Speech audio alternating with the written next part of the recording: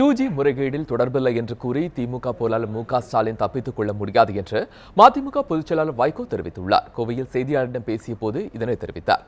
தமிழகத்தை மாறி மாறி ஆட்சி செய்து இரண்டு திராவிட கட்சிகளும் ஊழல் வழக்குகளில் சிக்கி தவிப்பதாக அவர் விமர்சித்தார்.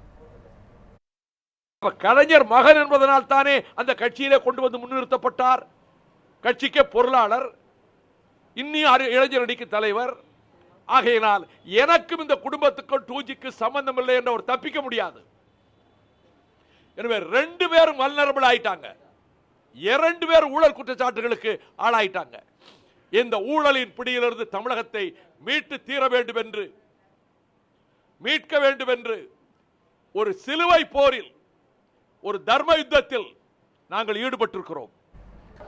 அதிமுக ஆட்சியில் ஊழல் மலிந்து விட்டதாகவும் இந்தியாவிலேயே தமிழகத்தில் தான் ஊழல் அதிகளவில் நடைபெறுவதாகவும் வைகோ குற்றம் சாட்டினார்.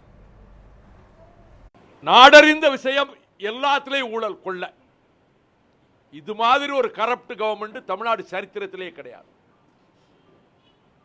தமிழகம் எத்தனையோ தலைவர்களாலும் பண்பாட்டாலும் பெற்ற புகழெல்லாம் நாசமாகி போய் இந்தியாவில் அதிக ஊழல் நடைபெறுகிற மாநிலம் தமிழ்நாடு என்று பொருளாதார ஆய்வு மையம் தெரிவித்திருக்கிறது. இதை விட வெட்கக்கேடும் அவமானமும் கேவலமும் தமிழ்நாட்டுக்கு என்ன இருக்க முடியும்?